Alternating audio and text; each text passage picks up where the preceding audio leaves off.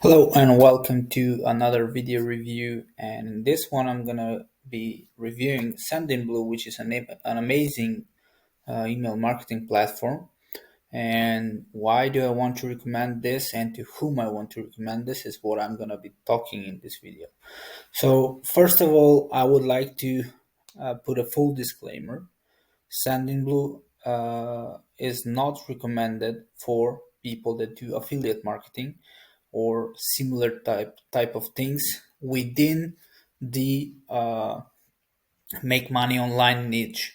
So if you do affiliate marketing, but let's say it's something else, like for health maybe, or for I don't know, for let's say you do reviews on tools and you have like special offers from uh, people out there, from vendors, and they give you their links, like for let's say for the purpose of this video, you offer Makita drills or whatever it may be to people as an affiliate marketer. You can do it with Sendinblue, but if you are into make money online related niches, then Sendinblue will and technically probably should block you, because I know a lot of people in that specific niche in affiliate marketing within the make money online niche are kind of, the biggest problem I see with them is they don't do the best practices. What do I mean by that is best practices means you only send to people that are interested in hearing from you. You honor the unsubscribed. So if someone unsubscribes, please don't, for the love of God, don't add him to another autoresponder where you send him another email. It doesn't work that way. It won't make you, and it won't generate any success, for the lack of better words.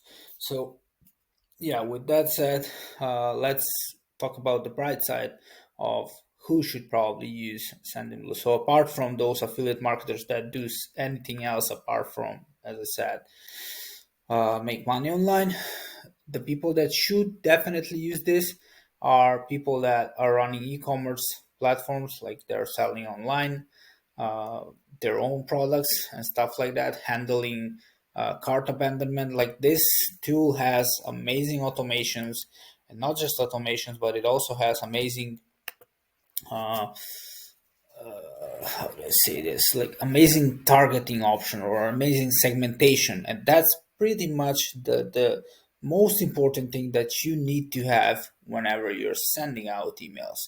If you don't have the proper targeting, and if you don't have the proper segmentation, pretty much what that means is people that want to receive the email from you, you will not yield a lot of success. Now, on the flip side, I did mention cart abandonment. Those are not really people that might be really interested in your emails, but whenever someone is in your cart and you have this tool integrated, and it immediately sends them an email after they have clicked close on that uh, cart, they didn't proceed with the checkout and all that, that's perfectly fine. Again, they still remember that they did something.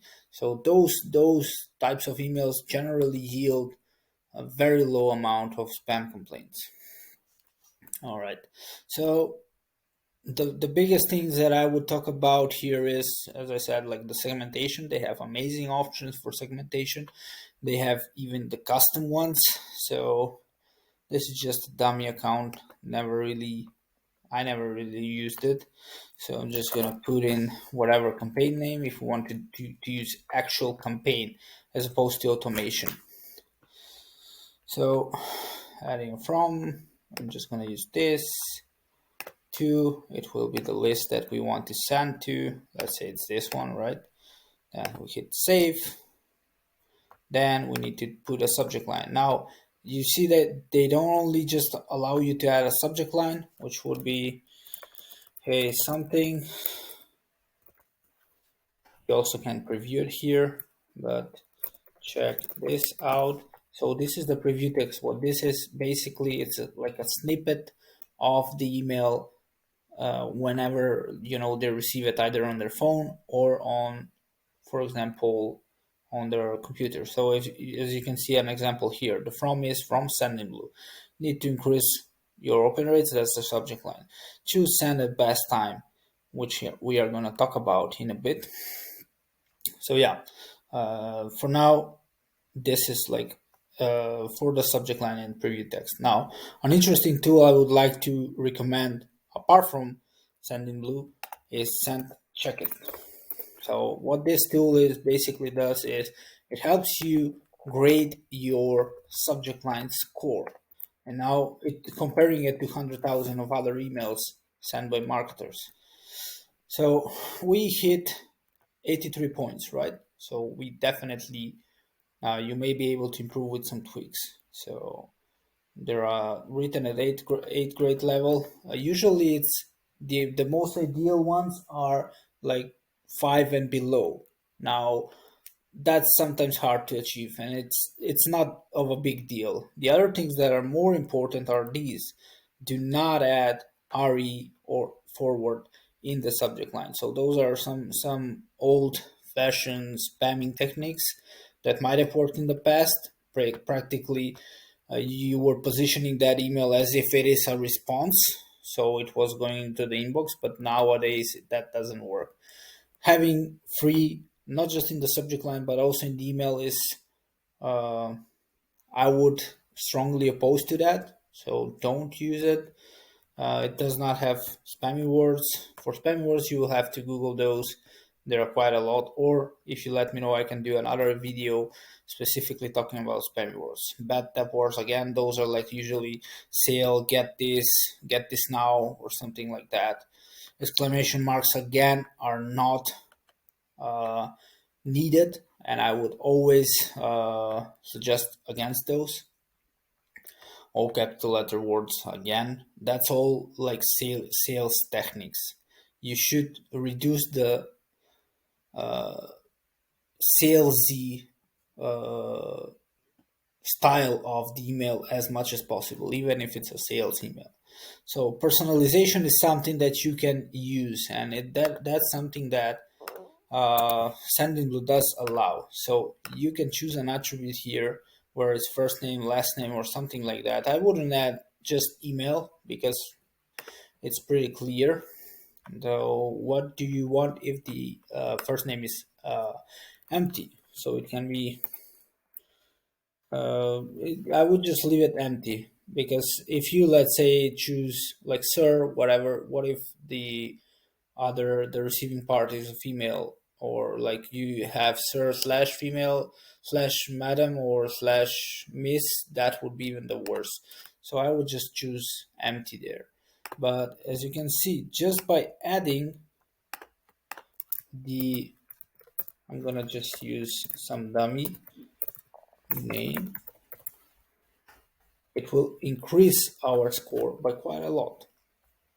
So yeah, now there are also other things, like we can put our subject line in all lower cases and have a question mark, because generally those tend to do better. All right, so that's about subject line. It was a little bit of a digress here, but I think it's an important thing to know. Okay, we save, and now we have the option to design the email.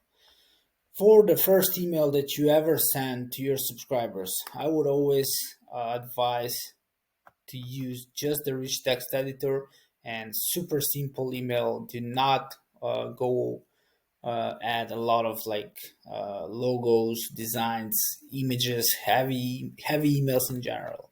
If you really have to use images, make sure to use another tool which is called TinyPNG, which basically helps you compress your images in order to inbox better. So they also have like these layouts. They have like template galleries as well, which with ready-made emails, which I would advise you against. I would simply say do not use these. A couple of reasons why. Because number one, they have been overused.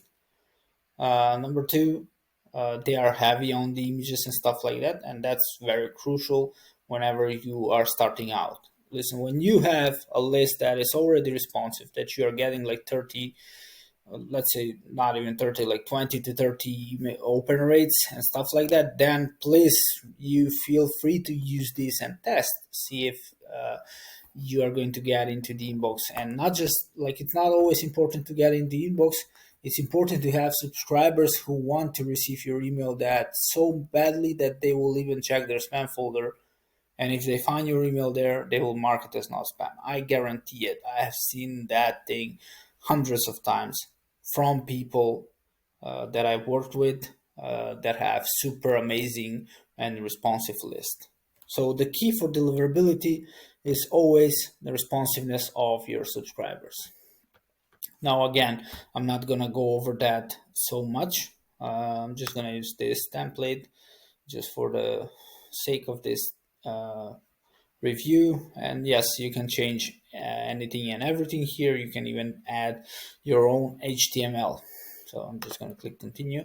But one thing I wanted to stress out regarding the responsiveness of a list, if you guys want me to do a video on how you can achieve better email responsiveness, let me know and I can do another specific video for that, because that can be, there are tons of ways or things that you should use in order to achieve high responsiveness. All right, so there is advanced settings here which we can use. Embedding images into email, I would strongly advise you not to use this, because what it does, it sends the images as attachments. And adding an attachment is, again, is even worse, because it's not the attachment that's the problem. It's that the feature has been abused in the past by spammers and almost certainly gets marked as spam when you send out an email using an attachment. So whilst this embed images in the email helps load the images right away when they send them, instead of asking them to load the tracking pixel first in order to see the images, I would still recommend not using the embed. Better to have no images loaded at all and ask the subscribers to load the images themselves than to have an attachment. All right, so I wouldn't touch any of these other things. Mirror link, again, I wouldn't use this, because what this does is it adds that click this to view in another browser, or in your browser basically. Again, it's due to being abused in the past so much. That's why I would not recommend using that. And it's really nowadays any tool can really parse any kind of email, so you really shouldn't be worrying about having a mirror link to open the email in a web browser. All right, so we have this, and we have the option to schedule or to save and quit. Okay, so pretty much if we play on schedule here, we have the option to choose schedule, send now, or send at best time. Now, this is a premium feature according to them, but I would initially not suggest you to use this for the simple reason of the way this algorithm works is it collects the data from your subscribers and how they acted in the past. So if you don't have any data, it will just send the email immediately and then track whether somebody opened it immediately or they opened it later or whatever. So I would suggest you to go for at least 1 month. After that month has went through, then you can try the send at best time and see how things work. Without seeing how the things work and comparing them and doing tests, you can never know if this feature is actually good fit for you. It might not be. So maybe it's just scheduling them, and you know your subscribers, they ideally, if you have been tracking them, they ideally open it at 10 a.m. So that's what you will do. You will just simply send at 10 a.m. You don't really need to use the best time. So that's why I wouldn't do that. Then you have the option to preview and test. Again, I would like to share an additional tool that you can use actually couple of them, and one of them is actually created by the deliverability experts in Sendinblue, and it's called Scan My Email. So what this does is simply gives you an email here, and what you will do is, I think it's here. So I should be able to. We found personalization. Your email would like to. Uh-huh. I know there was an option. Okay, the new recipient. So I'm just gonna select that person and send the test. So test was sent immediately, and I will run the analysis. And there's another more popular one. It's called Mail Dash Tester. Again, definitely a good tool. I would definitely suggest you to use it. It has up to 3 tests for free. If you do have like a VPN that you can constantly change your IPs, you will pretty much get unlimited um, um, sending options. Now, as you can see, this does gives quite a lot of things. SP owner is Sendinblue, of course. Now we don't have a DMARC in the email. Now that's something that we might or we need to do in order to provide better deliverability. And also, there is no header from the main that's aligned for with this one, not aligned for this one. So all these things can be useful once we set them up properly and provide better deliverability for us. Again, it's something that requires an additional email video, sorry. And if you want me to do that, let me know in the comments below, and I would surely be more than happy to create a video on how to fix all these errors, not just with Sentinel, but with any autoresponder out there. So if you have like a specific autoresponder that you would want me to check and let you know my thoughts, feel free to reach out or comment below, and I would surely do that for you. All right, so that's about it. This is an amazing tool that I can talk a lot about. I haven't covered the automation, which is something that's super powerful, and they also have like ready-made automations like as I mentioned, abandoned cart, product purchases, welcome emails, marketing activities, anniversary dates, and stuff like that. Again, if you want deep coverage of this, let me know and I can focus and do another longer video like this one on best practices and best use cases for this tool. All right, that is all. If you like this video, make sure to subscribe, like, dislike it. If you don't, comment your opinions, share your opinions as well.